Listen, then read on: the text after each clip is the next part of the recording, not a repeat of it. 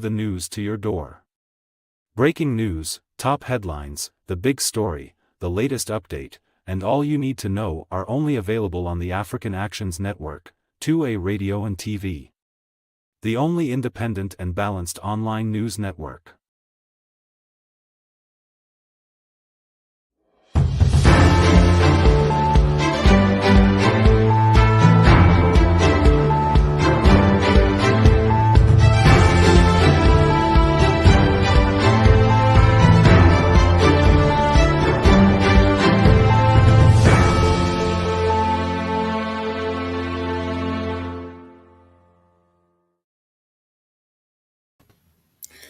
Good afternoon. Hello, everybody. This is the African Actions Network, and we are here to discuss a very, very important issue that borders Liberia, the people of Liberia. Today, I have with me Mr. George Numo, a PhD candidate, and someone who has love for his people in Maryland County, right? Plibo Surican. Okay, he will introduce himself, and we are expecting Dr. Gopo, who is to join us in this discussion. We want to look at the statement from the US ambassador.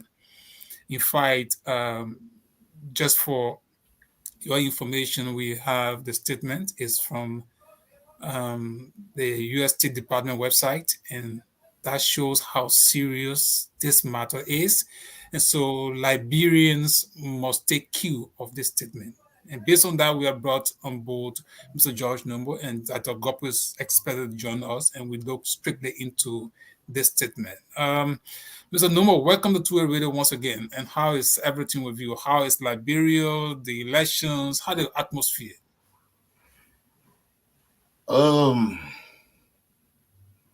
Thank you for asking, and I'm happy to be here tonight. Okay. Voter registration is not going on as it should have gone on. In Monserrado County, when they were having a voter registration, there were calls that the opposition and the lawmakers asked for extension. And some of the members of the opposition, specifically DeLong, said that they should get through with the registration before asking for postponement. And registration did not go well. And now they are asking for postponement, which the Election Commission will now honor. The same thing is going on in the Southeast. It's very slow.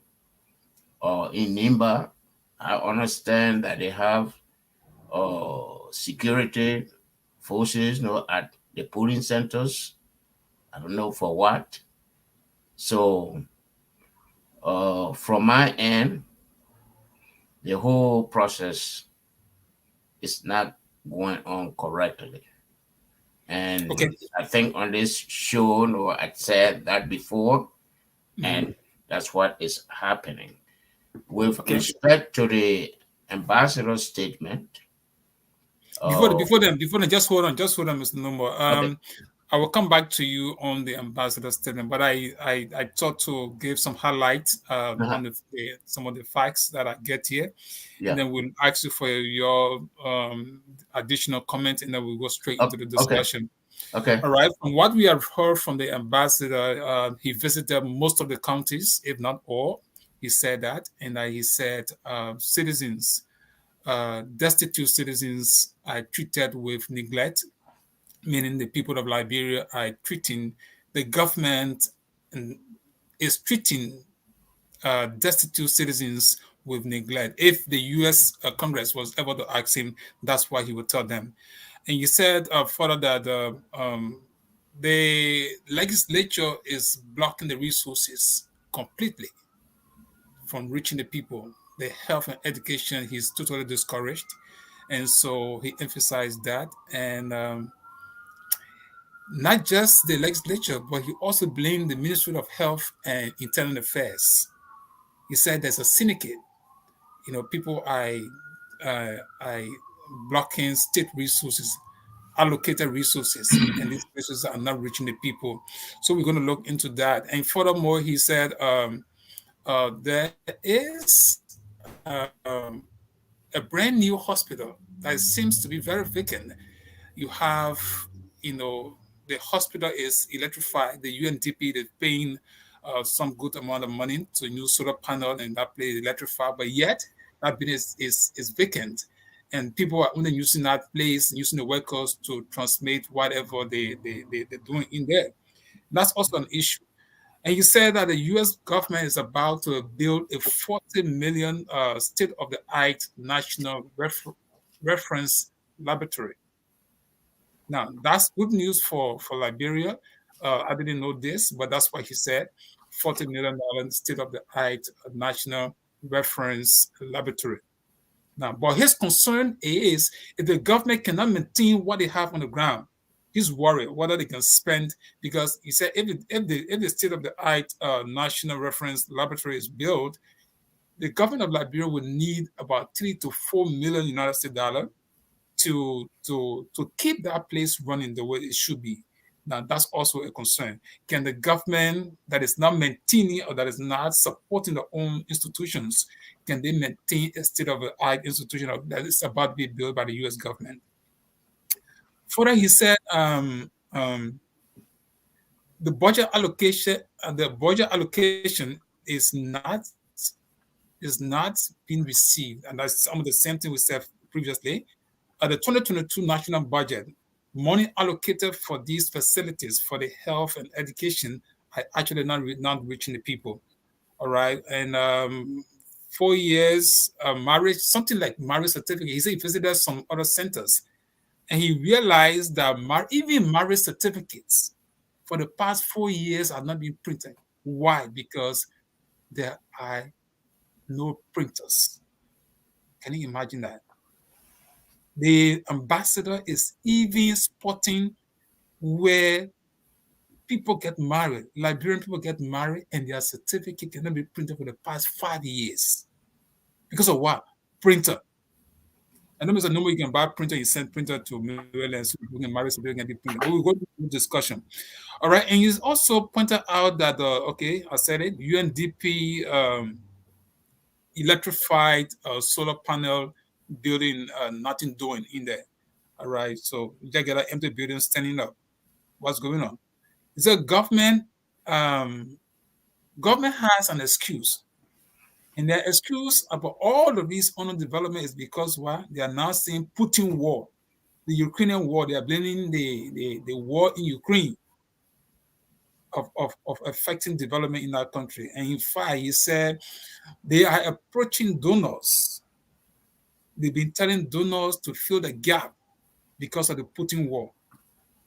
But the ambassador said, even with all of what they are saying, there is revenue generated for the past year, 2022. There was a surplus.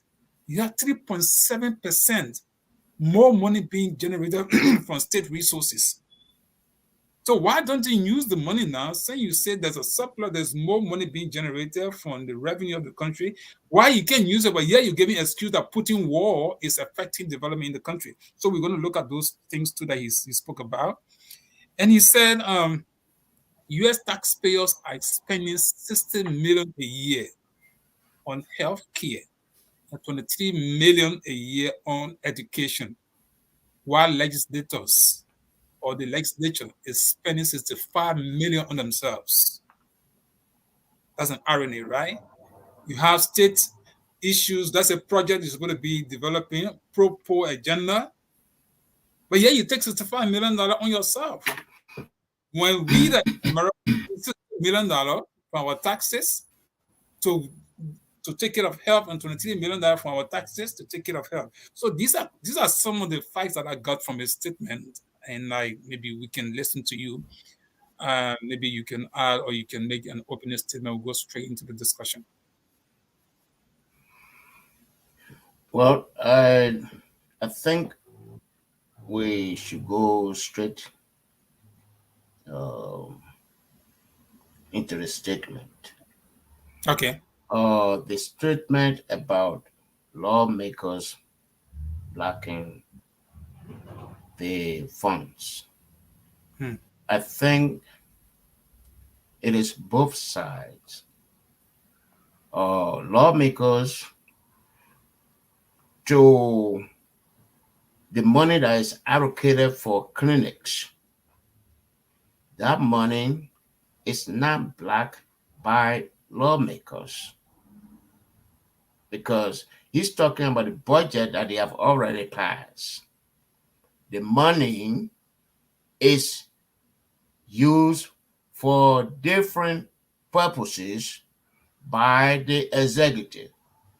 They give the lawmakers cold water, and the lawmakers approve the budget or make the budget a law, and the president or put his signature to it. And after that, to spend the money is with the executive.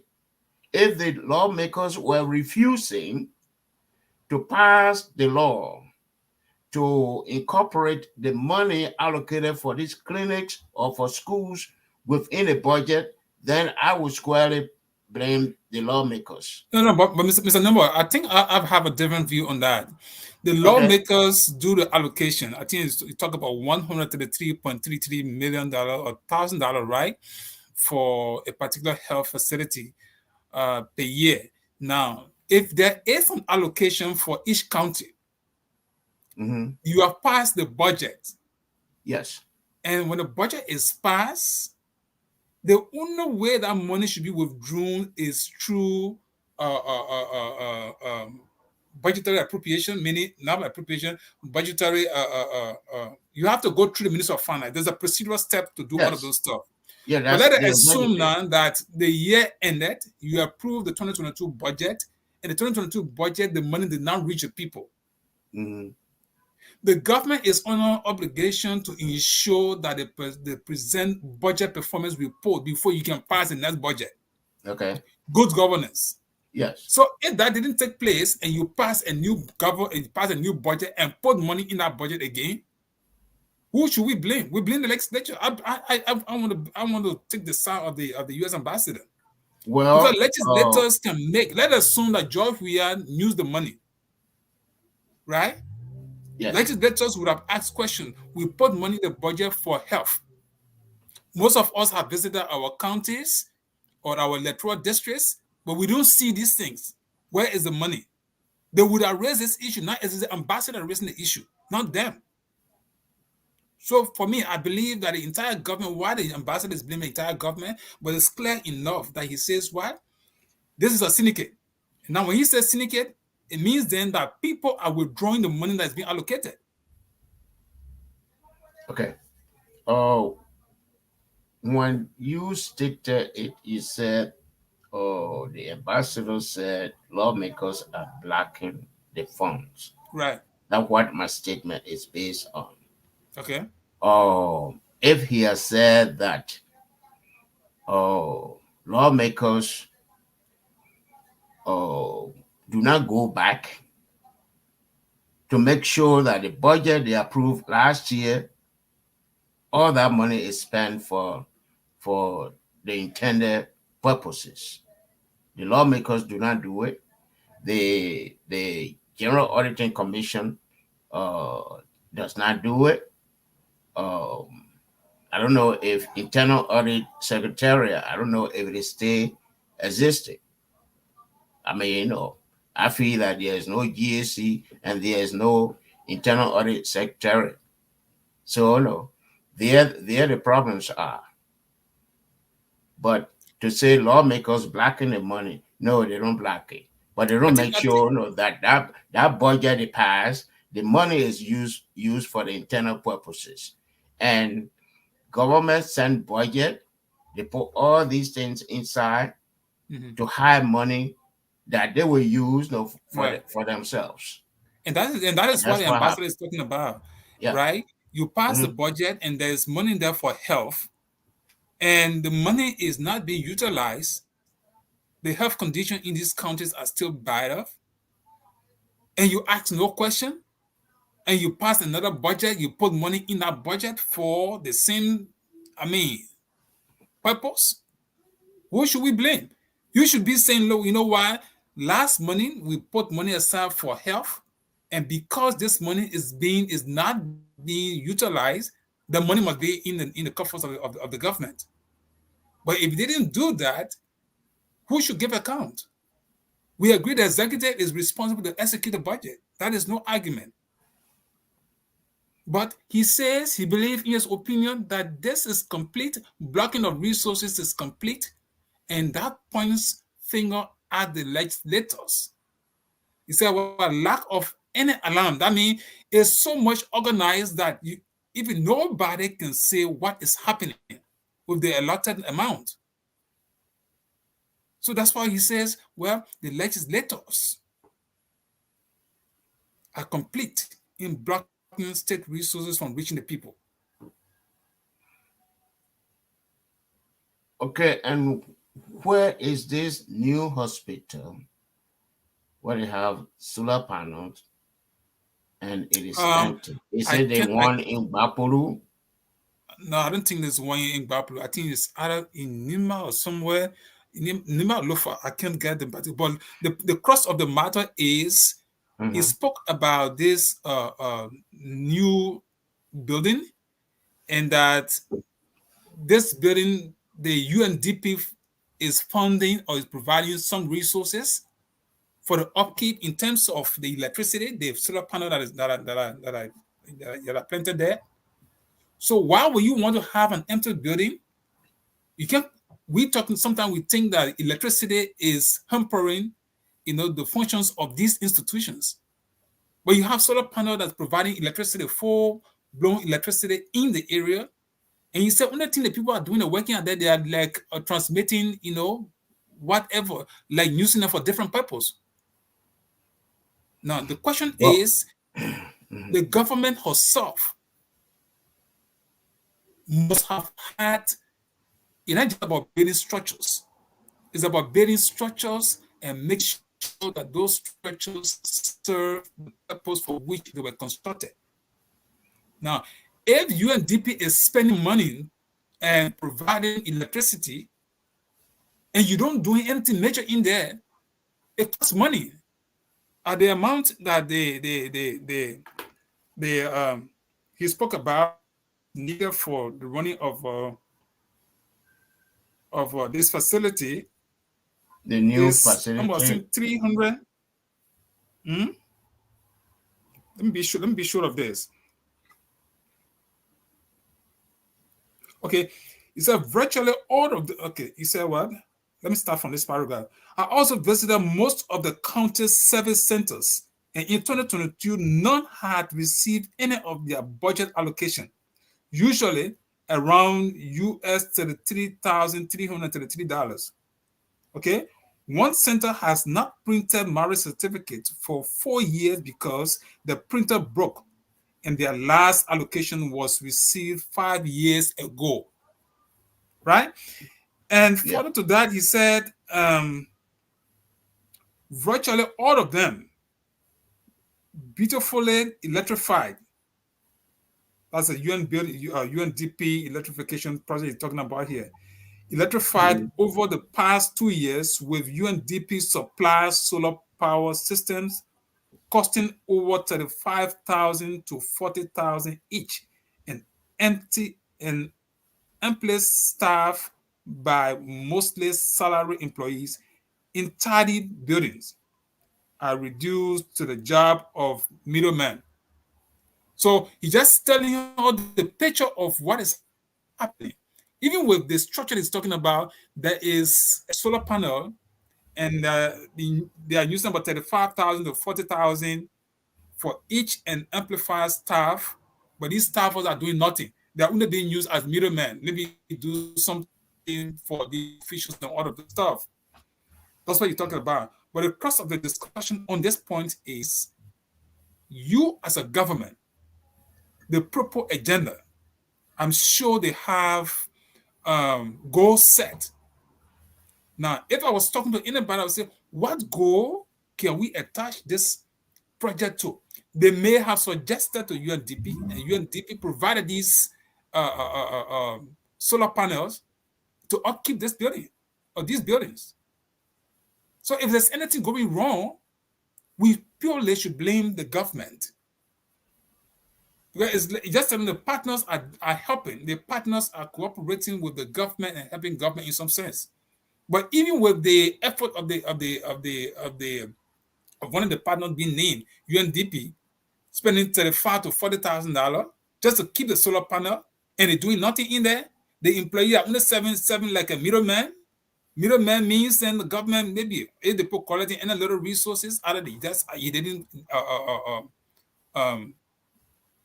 further explain on that. But middlemen to do what? Why the people can do their job? You should have a fully functional administrative offices and people occupying those positions and making sure that serve the Liberian people. But his observation is different. He's seeing something different. These people are not there just to sit down and be spending $35,000 to $40,000 on solar panel when nothing is happening. That's why he's telling us here, right? But let's go further into something. There's something that caught my attention from his speech. All right, this syndicate. Do you think the national legislature is not aware of this statement up to this time? There's no response from them, right? So let us assume that they want to take a position on the U.S. ambassador's statement. This is a grave issue, but none of them has even spoken. Everybody's just on campaign right now. I'm using the word campaign because what they're doing is not like, okay, somebody say, well, I just want people to do voter registration, so I'm going in my county to tell them to register. But we can make analysis. It's almost like campaigning. Take money to people and try to encourage them to do voter registration. In the same time, telling them, say, yo, vote for us. We will come back. We'll do the best we can. That's what's going on. So the national legislature, if for any reason they think that the U.S. ambassador's statement is not fair, they should have come up with a reaction. Have they done that? Have you heard anything of that? Well, no, they have not issued a statement. And I don't think they will issue a statement because for them, the campaign period has begun. So they are spending the money they have, the money they printed, and the money they are requesting from partners as loan to spend it on the election.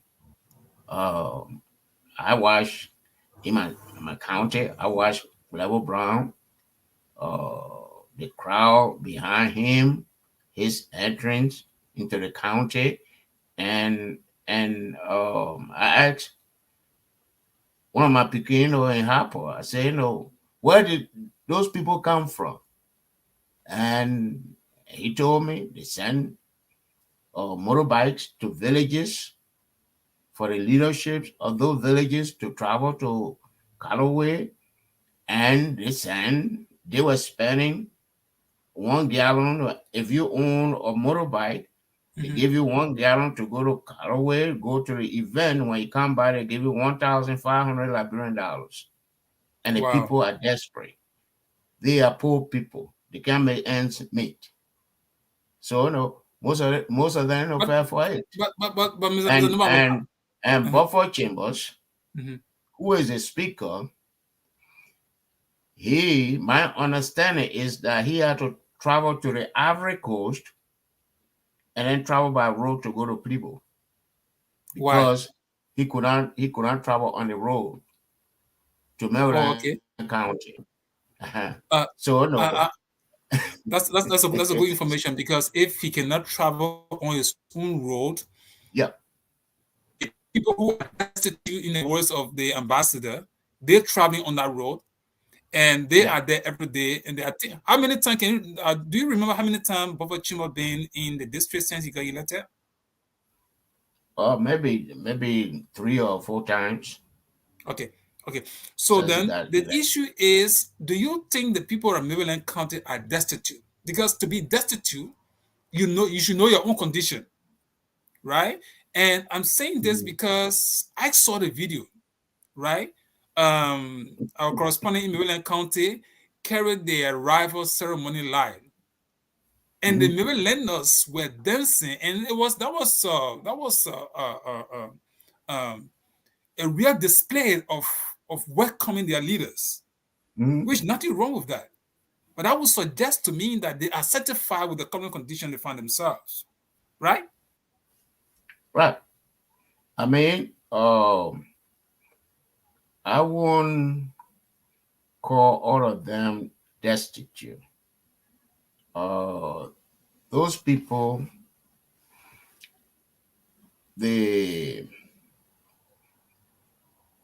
for example, one of my cousins went to the Southeast, to the 4 counties that the ambassador went to. He works with the embassy. Okay. And he called me from Sando, and he said they were there to inspect U.S. government or projects. I said, how many of you? He said, about 16. I said, 16 people will go there too. But he told me the people in the Southeast, he said, even in Grand Crew, they don't want to hear about we are. So I believe that some of those people that we saw, some of them went there because of what they could get. Okay. But that makes sense. There were other Marylanders who did not go there and who do not support the regime. So no, I won't say Marylanders or Southeasterners are destitute. So I think when we use it, let me put this in context. When we use the word destitution or destitute citizens, and even in the ambassador's own phrase, destitute citizens, it doesn't necessarily mean of trying to degrade or estimate anybody in Maryland County or Liberia as a whole. We are feeling for their plight. We know Liberians deserve better than their own the current condition they find themselves in. So if the ambassador uses the phrase destitute citizens, it doesn't mean then they cannot fish for themselves. It doesn't mean then they are lower class people.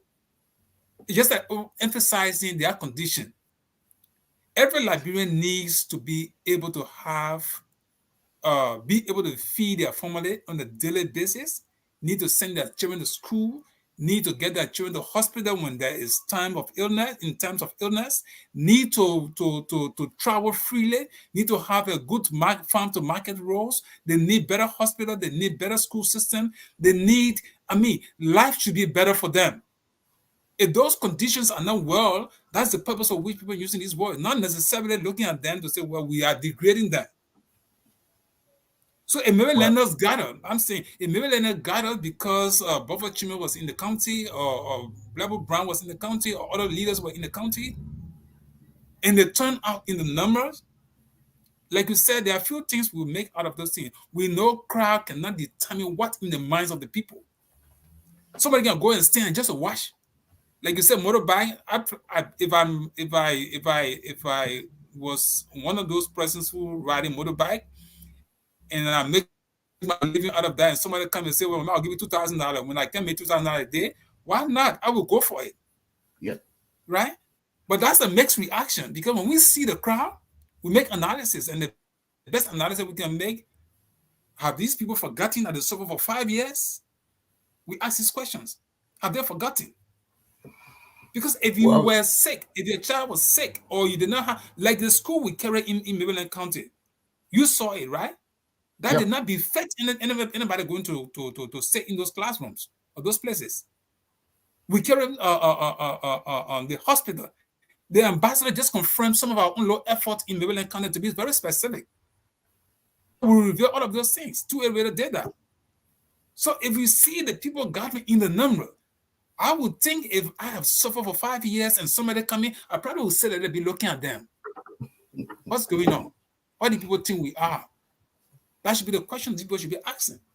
But we saw the mark dancers, we saw people joyfully, and to me, I would really think that, decide what they wanted to get, but they were into it. Is that they are forgotten. And that's the policy of Liberia. Suffer the people for 5 years, and the 6th year, you carry few bags of rice to them, carry t-shirts to them, and make them feel like when you with them. And that is that politics that some of us want to discourage. You can't suffer a group of persons for 5 years, and then you find all the money, you keep it. What is your salary? The people may not have the sense to make full analysis of that. If I know Buffer's Chimo's salary, then just maybe the eve of election, he's in the county spending some of the salary. If I match all of those things and tell Liberia and tell Marylanders how much this man has acquired within the year, multiply that by 5, then he should be doing more. Now, you are Marylander, I'm talking this way because you know the plight of your people. Like you said, all of them have destined. Yeah. I understand what you are saying. But when the ambassador used the word, he meant those who fall for it. He did not mean that the whole of Southeast, all the people of Southeast, or all the people of Bombing, or all the people of Bapuru, because those are the counties he visited recently.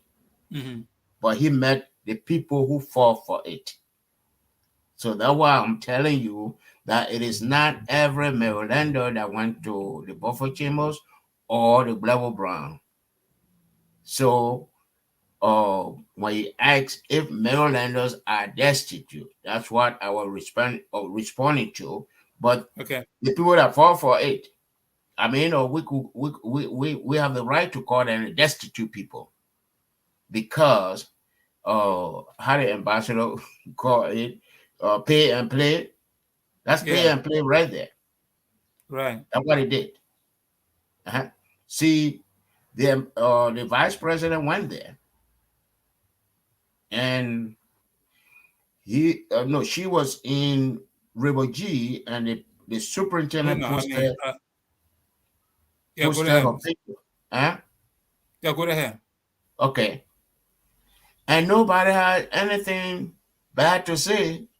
They were praising her. Oh, she's pretty, she's beautiful. No. All the problems they have in the Southeast. Not a single person posted that. About the roads, about no development in the county, about electricity, about phone service in the county. Nobody talked about it. But they were praising her. So it's shameful. It's shameful, but I don't want to be here or anywhere and say that every Marylander doing it, or every Southeasterner, or every Liberian. Yeah. So it's very shameful. So I mean, we're going to be talking about this continuously, because if Liberia will have to change, some of the way people do things will have to change. If Liberia would ever develop, the way people give their support to individuals will have to be looked at carefully.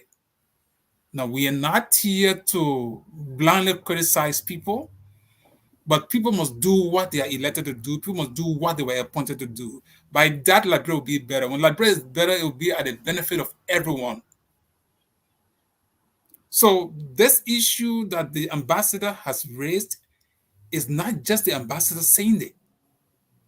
We all have seen it. And we think it's a matter of concern that government, even those I don't want to, those waiting to get into government, they must all take cue from this kind of a way Liberia is being managed. But let's look at one other issue, and I think this is a good news for Liberia. The U.S. ambassador said the U.S. government is going to be spending $40 million to build a national reference laboratory. He called this a state of the art. But this project, when completed, will need $3 to $4 million a year to be managed or to manage. What is your thought?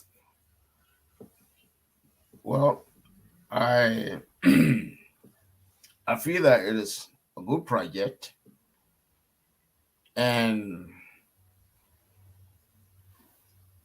if we have this same government in power, it would be a waste of resources by the US government. Okay. China built Jackson Hebdo Hospital.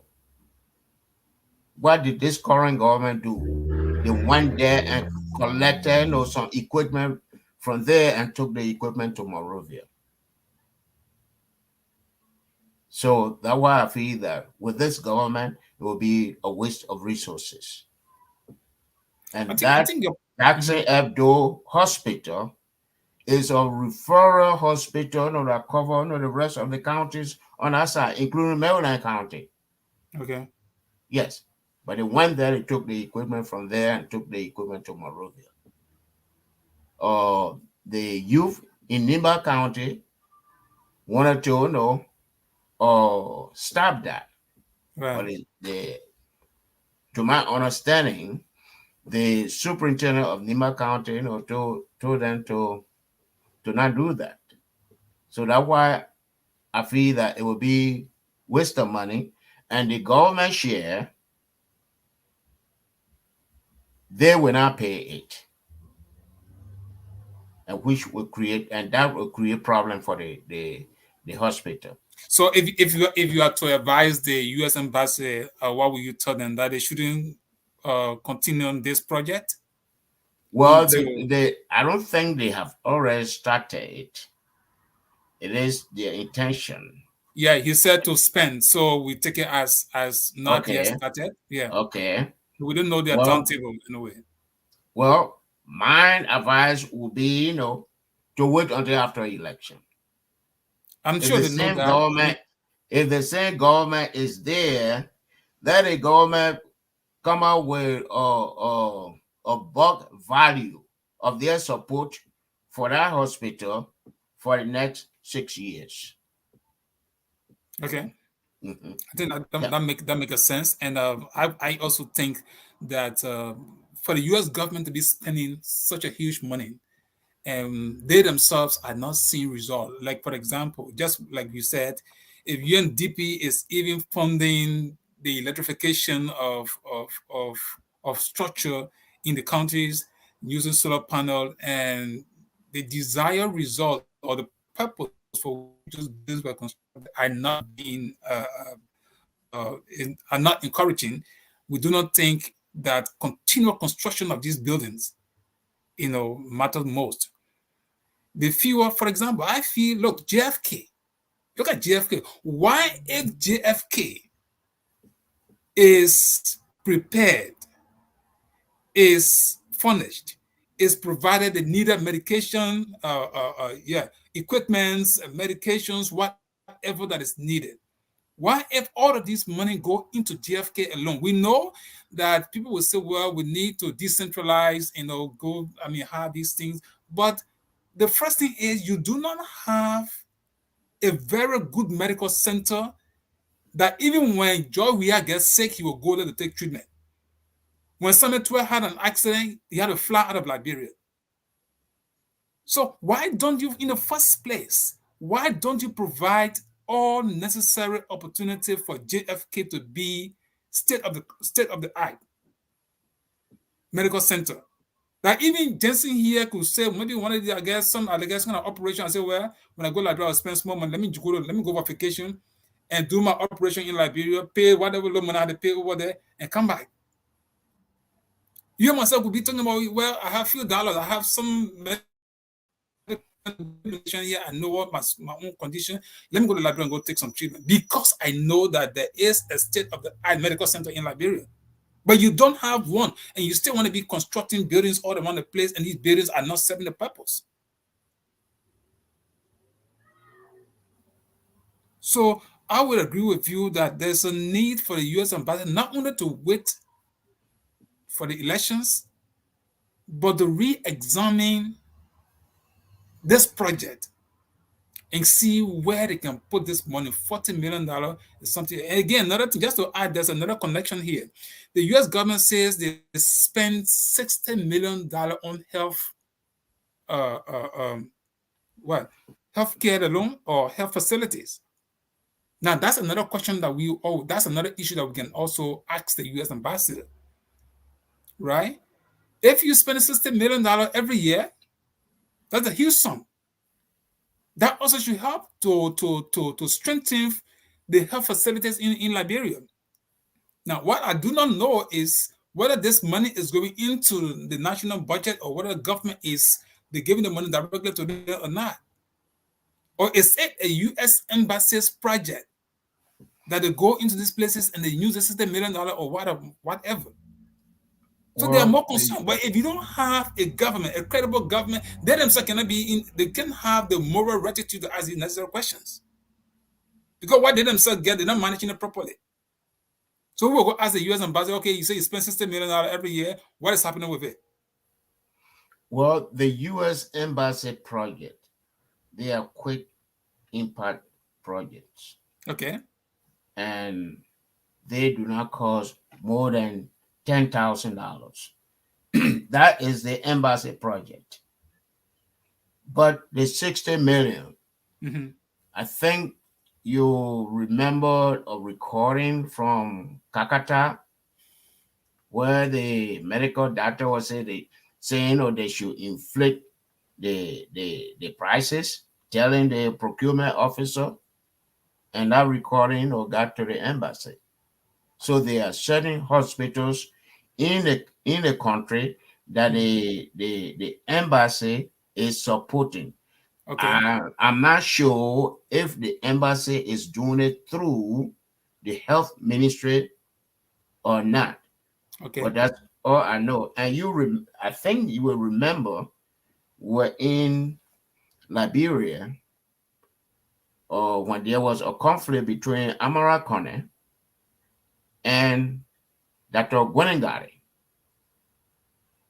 The European Union sent, I think, $11 million. I don't know how much was that, for pregnant women.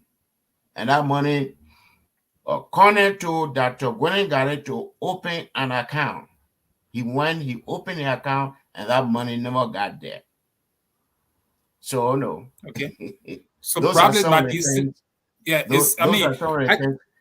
And for example, McGee influenced, I think, United Arab Emirates or Arab countries, and they built a hospital in Bapolu.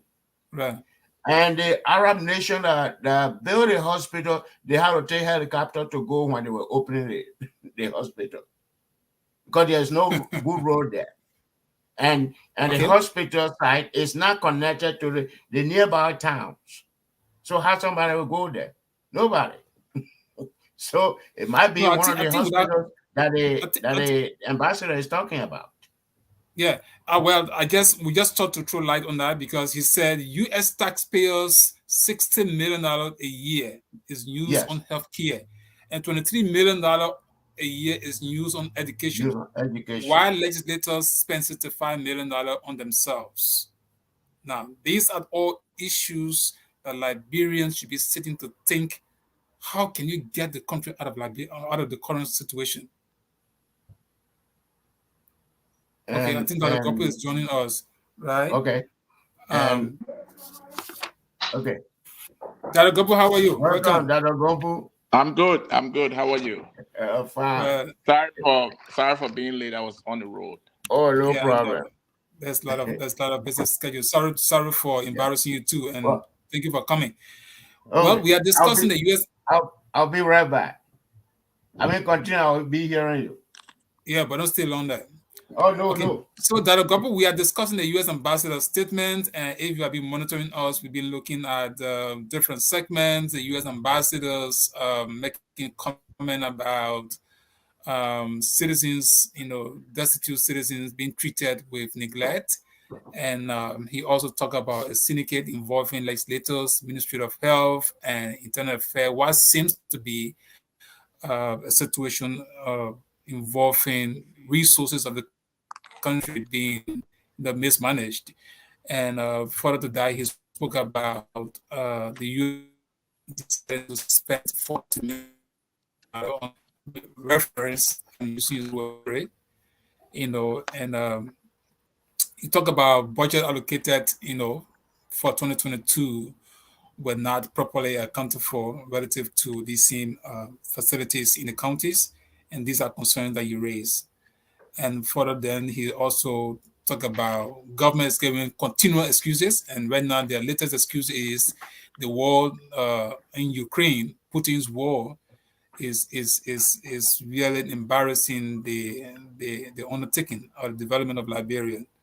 But the ambassador disagreed with that because he believes that the government, through the LRA, the revenue generating arm, has a surplus, meaning 3.7% of revenue being generated over previous year. So I mean, there's more money the government is getting from the state resources, so they can use that if they mean well to do for the country. Then he also spoke about the U.S. taxpayers $60 million a year on healthcare and $23 million on education. I know you've been reading the reports and been having some discussions, so we would like to take your opening comment and maybe we continue with the discussion. Okay, thank you so much. If you care, you can introduce yourself, Fred. There might be somebody listening that probably don't know you well. Okay, my name is. I don't know her name. Yeah, my name is Dr. George Gompu. Okay. I am an aspirant for the presidency in the 2023 elections. And I'm also an economist. I have served in the past as budget director / deputy finance minister for budget. And I'm happy to be here. And I commend you and Honorable Numbo for taking time to address some of these issues that concern the future of our country or the status of our country and its impact on our citizens. So I'm glad to be a part of this discussion. Looking at the ambassador's statement, the statement is not that different from other statements that the US Embassy has made in the past, especially with respect to governance in Liberia.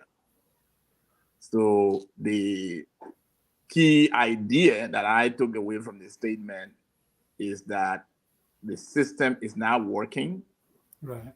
That corruption is still highly rampant, and there is no accountability, and that the people in the rural areas are struggling. And in fact, all the data tend to show that poverty rate, destitution rate in the rural area tend to be much higher. And some of the consequence of that is the rural urban migration to these cities with the hope that when people move to Monrovia or move to the big cities, their lives will be better. But then it is leading to congestion. Monrovia is really congested. Traffic in Monrovia and the major cities, tend to undermine the free flow of goods and services in the economy. So there is a lot to unpack, but that's the essence of that statement. Right. Continuing corruption, government that is ineffective, that is not functioning, and legislators who are basically conspiring with the executives to continue to rip off the Liberian people, foreign aid coming from the US and other places in large amount, but they're really not making a difference. So those are some of the key things I got out of his statement, and he gives so many examples with respect to Right. services, decentralization that is not working, all of that. So that would be my opening comment in terms of basically just emphasizing that corruption continues to grow. The state is not effective, and the people are not being served. Government resources and revenues are being concentrated in the hands of the most powerful people. Okay, thank you so much, Mr. Number. Mr. Number, I'll come back to you, Mr. Number. Let me Yes. ask you this question. The statement is coming the eve of elections. The U.S. government or the U.S. embassy is not going to be telling Liberians, vote for this person, don't vote for this person. Could that be understood to be a caveat or some warning to Liberians as to the current government? Well, the question for me? Yes, I said John, Mr. Okay, John. okay. Well, I feel that the ambassador feels that Liberians are not listening. Not too long ago, he gave a speech about J.J. Roberts. Right. And he put everything in the hands of the Liberian people. But it looks like the Liberian people are sleeping. So, no, it's a wake-up call that this government is not there for you. The Liberian government is government of the Liberian government, government for the Liberian government, and so forth. It's not of the people, for the people, by the people anymore. It's by the Liberian government, for the Liberian government, of the Liberian government. So they don't care. They don't care. After Glebo Brown reached Maryland County, the radio station manager for the Tokyo University Radio, he posted that River G, and it's cut off with Grand Gate. That means when you travel from Monrovia, you reach to Grand Gate, you come to a dead end. You got to go back to Monrovia. Why? Because the road cut up. Wow. I think you saw Tiawan Gonglo pictures when he went there. Yep. Okay. You saw the pictures they took when he went there. And those are the conditions. But people in Maryland County, I would say Maryland County, because that is the only county all the lawmakers decided to join CDC. But it is their right, though. Eh? It is their right. I say it is the only county. Okay. And the condition that exists in the county, it means that they do not feel that it is severe. So it is government for them, by them, of them. Okay, I'll come back to you, Ms. Dada Gopo. Is that the reason? Is this one of the reasons why you want to contest election? And do you think you have the number to win elections? Looking at these factors that are now being interplayed, the U.S. Embassy's own revelation, the U.S. Embassy has spoken several times. I even remembered when President Biden's special assistant went to Liberia, she herself spoke about these conditions of Liberia.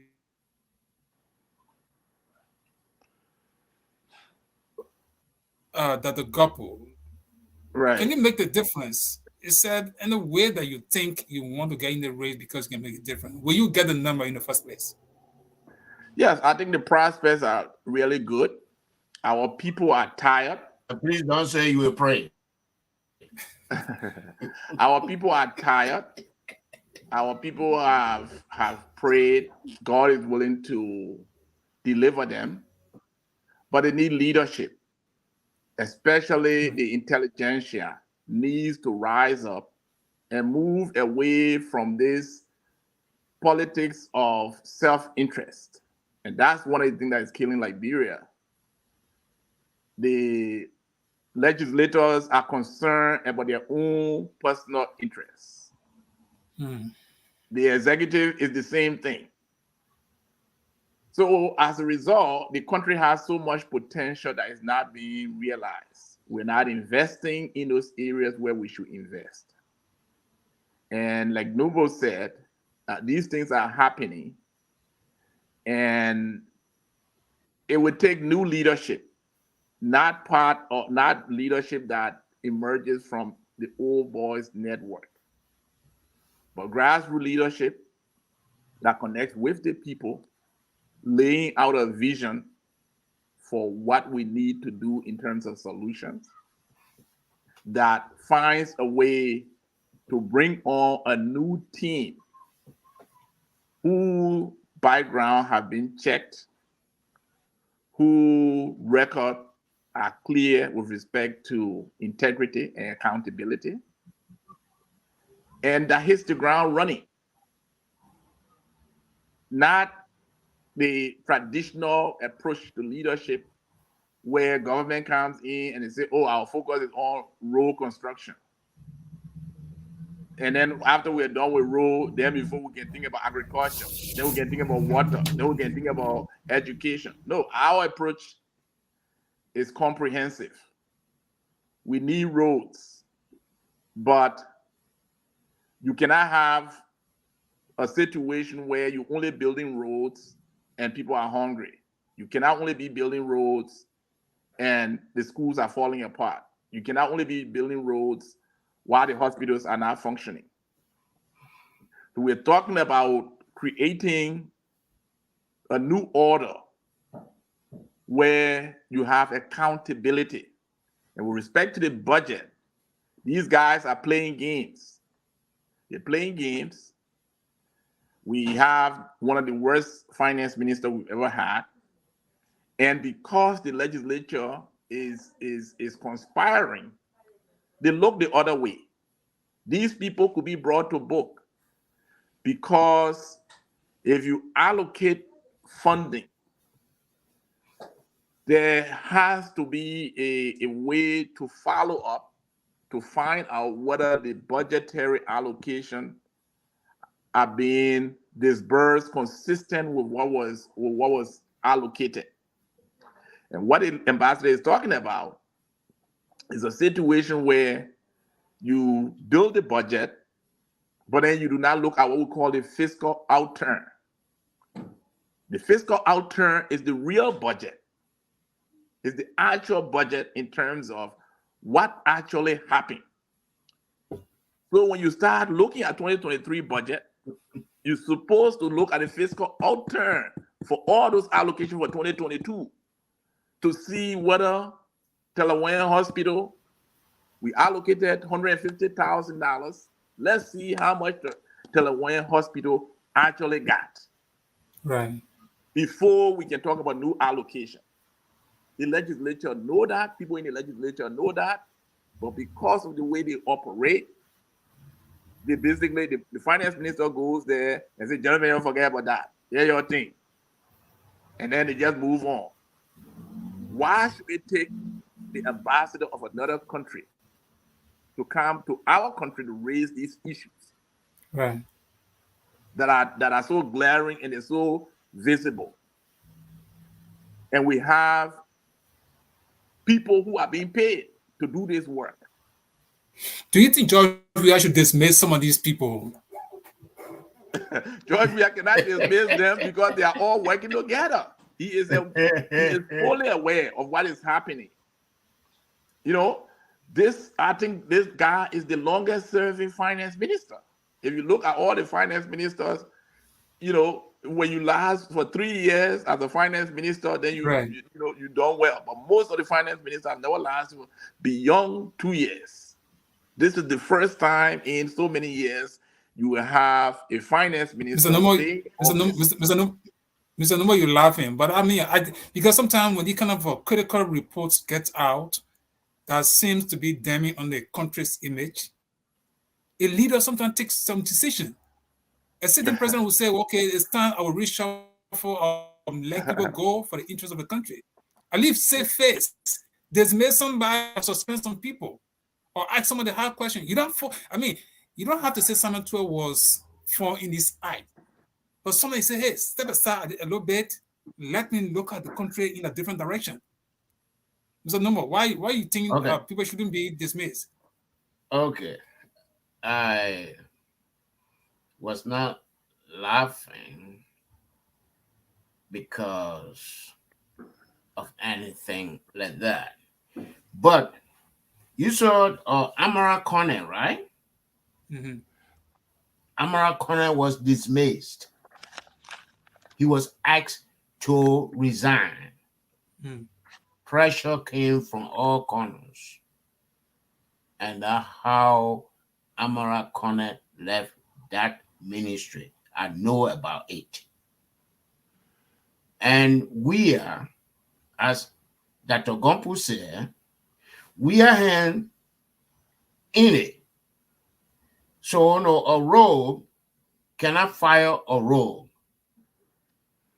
I mean, this thing here, do you hear a sentence or a word from WIA about these things that are going on? Mr. Nomo, I don't think it would be fair to sit there and say WIA is a rogue. I don't think you can take that back because I take blame for that. I take blame for that. Now you're sure. Well, I mean, the thing is, you can be as diplomatic as you can. But for 6 years, Samuel 12's activity, I find, has been glaring. The president has seen it, the $25 million, all of the foolish talk that came out. Oh, I took the money to Douala. Oh, I took the money this way. And then they came out with different stories. The man is watching these things. The recent money they printed, nobody knows where the money is. If you are an honorable person and you see these kinds of, corruption, open air, thievery, and you just watch it, and you are the employer. So Right. if you are conspiring against your own country, I mean, why should he be called? And that Dr. Gompu talked about the autumn. Right. You and myself were at GAC. Every year we audited finance ministry and other ministry. In fact, just for that, I remember John called me. Just for that, John called me one day. There were auditors sent for the bank statement, and the auditors did not present the bank statement from the central bank. At that time, it was Mill Jones. So the Auditor General called me and told me to go with these auditors because Mill Jones has told the Auditor General that indeed he gave the bank statement to the auditor, one of the auditors. Mm-hmm. So John told me I should go and then let Mill Jones say on the record which of the auditors he gave the bank statement to. And we got to the central bank, Mill Jones was like dodging us here, there, and yonder. Yeah. So finally he came out and he wanted to bring this. In fact, they didn't want to allow us in at that time. In the final end, when we entered the building and just low, Mill Jones could not present the bank statement and he could not point to any of the auditors. Because when I told him, I said, these are the auditors. Just tell me or tell us here which of these auditors you give a bank statement to. So in short, what I'm saying, it is indeed sometimes when it like Dr. Gopu said, if the institutions are functioning, the General Auditing Commission, the ambassador should be taking the General Auditing Commission's audit reports, and he probably would have seen some of these things. But why would the ambassador have to even go on the field for himself to see all of these things when the government entity should be pointing out these flaws? Mr. But the government Jensen. entity, what do you expect? Any, what happened to those auditors? The whole transparency community is frightening. I know so many professionals over there who are practically paralyzed, stunned by what happened. And the whole nation has not risen up. The legislators have not called for hearings, nothing. And now we hear, Senator Prince Johnson clearly indicating that these were political assassinations. And then the State Department report is talking about extrajudicial killings. Mm-hmm. So the GSC is now missing in action. The internal audit unit, they're just there. But everybody is afraid to really do what they need to do in terms of their work. It's not that seems to be at the service to the country, because if it's because of fear, these people are not working. I would think. Like for example, this is not to blow the horn of John Malou, right? But he made his presence felt at the time when the General Auditing Commission was the General Auditing Commission, and everybody knew that. Everybody was like, okay, you know what? We had to watch out. You were at the Ministry of Finance at the time, right? So, in short, when people, when you know what you're supposed to do, for example, Nathaniel, Mr. Innes, may so rest in peace. He stood his ground to do the honorable thing. Right. Maybe one of these days, to do the honorable thing, and what are the citizens doing about it? That's so. That's another point. What is another point about it? Why the intelligentsia doing about it? Who's that's doing true. anything? I would agree. Civil society organization, the media, for example, this ambassador statement, it should be amplified to the point where it needs to sync with Liberian people. Right. The thing is that the institutions in Liberia, corruption has penetrated all these institutions, including the media. The media is deeply corrupt. Finding credible media, people with integrity to run media institutions. Dr. Gopu, I hope you want to last to the end of the show now. Because I will respond to Dr. Gopu, right? Because Dr. Gopu, you can't say the media, you can't generalize it, because there are some good individuals. You hear that, Dr. Gopu?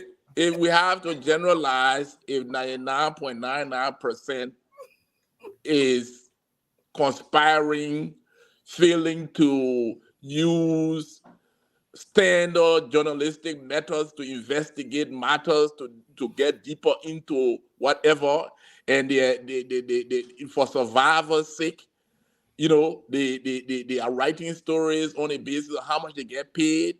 I was I agree with you. And is that correct?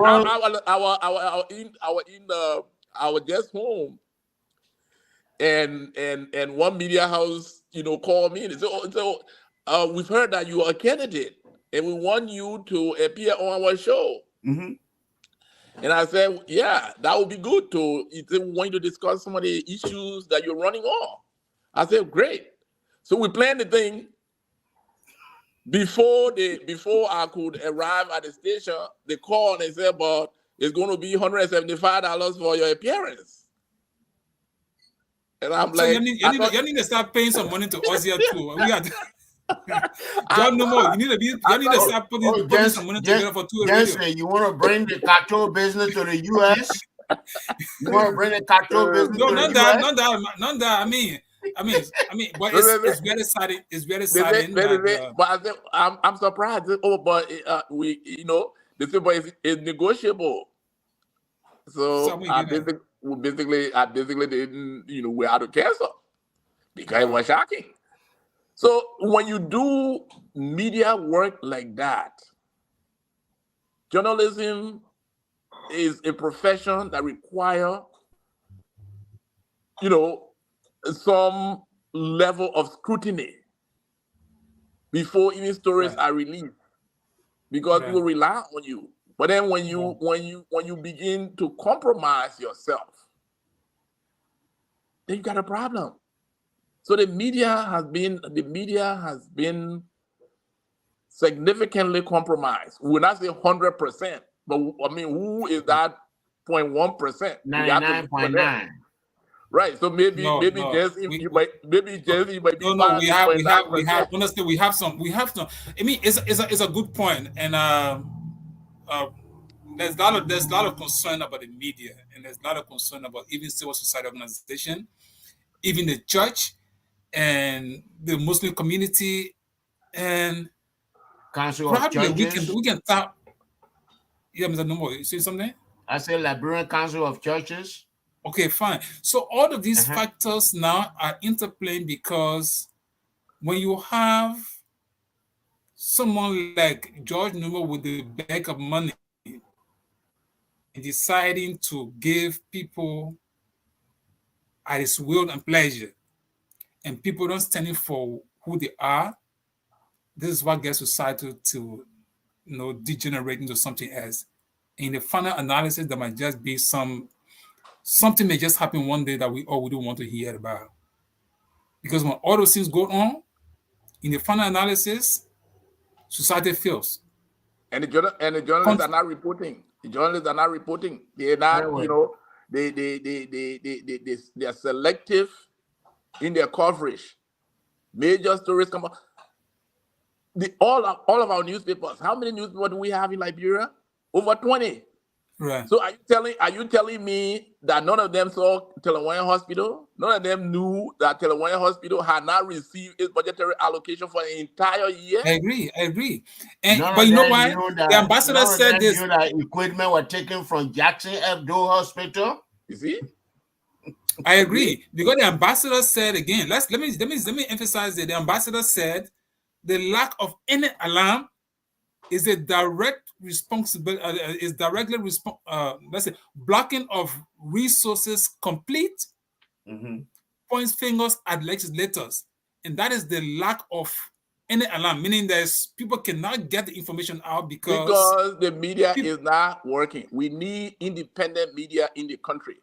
We who want to make change, we have to find a way to build public media that is not controlled by money interests.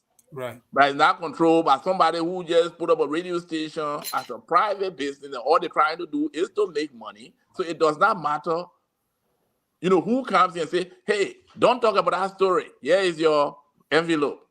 That story is dead. It's dead. Anyway, we are not on the media today, right? So it's all connected. I agree. All connected. If the media was effective, it would not take the US ambassador to discover that budgetary allocations are not being made to these hospitals, even though those allocations are there. And not that the media does not know, they know. And that's the reason why the legislature get away with what it gets away with. Let me make a little comment about the media. Mr. Jensen. Yeah. When we are talking these things, I mean, you were at GSC and you saw what we did. And even the internal auditor secretariat, you were there. You saw what you people started. You saw, what the LACC was doing. But I resigned from the internal audit because hold on. The executive director decided to use the coupon of the generator, and I disagree with him. Okay, so my record is that. Okay, let me land. But those institutions are no longer functioning, and your outlet here. We from Plivo Soroke District are proud of you. Thank you for that. I proud of the team, not just me. I mean, well, of your group. Okay, thank you. You highlighted the plight of Bololu School, where the cows and the goats and the students were sharing the classroom. Now, Rhode Island chapter of the Maryland organization here have the money ready to renovate the structure. That's news. You highlighted the Sorokin clinic that they are not using anymore, and we are having meetings, and next week we'll have another meeting where we want to work with the people on the ground to rebuild that clinic. So awesome. I mean, thank you for those information. I want to tell you that even though your Liberian journalist invented a cartoon thing, but you are not a cartoon journalist. No, but that's an issue, Mr. Numa. Honestly, let me just respond quickly. I mean, time is fast spent, but that's what we want. If citizens can get involved and do, because when I saw the classrooms, and I saw that health center, it was discouraging. So for you people, the aiming spotlight the videos that we had, and you are doing something about it. I mean, it's commending. And I would think we'll be happy to add anything you guys are doing back home. We really want to be part of it, because that's what we want. I'm not from Maryland County, but I'll be glad if people can get the school better for those children over there. The pregnant women in the places. That would be good. All right. Dr. Gopi, you came a little bit late, and because of you, we dragged the time up to 1:16 already. Maybe we need to set some other schedules so that we can talk more. But you can give us your closing comment, and Mr. Numo. Today is not about the media. Please. I know you want to launch at the media. We might get an opportunity to do that. Lawmakers. No, yes, it's about the U.S. statement. The U.S. statement did not make anything about the media. I think I see the semblance of that. What they say, lack of information not getting out. Yeah, we can blame the media for that. But generally, this statement is about the government operation. Now doing what Liberians, destitute citizens of Liberia, are yearning for. Now, elections is here. Everybody is running around. We don't know what Liberians are going to do, who they're going to elect, but it's up to them. And some of you who are in the race too, who say it's good, but we don't have time to ask you how far you're going, what is your collaborations, whatever you're going to do. Maybe we'll find another time to do that. Right. But you can give a closing statement on this U.S. ambassadors, or the U.S. government position. We want to thank the ambassador for doing what the media should be doing. It's helpful. Media. Of course, it's helpful. It is. We should compliment him for taking the having the courage to speak out about what is happening in the society. We pointed these things out that Mr. Weah was not ready for the presidency.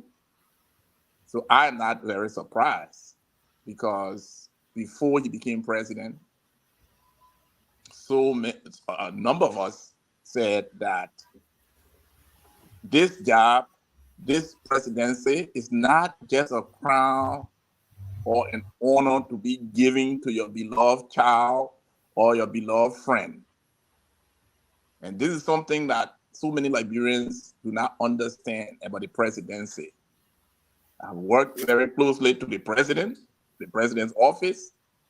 I've seen the responsibilities that are required to be an effective president in a nation like Liberia.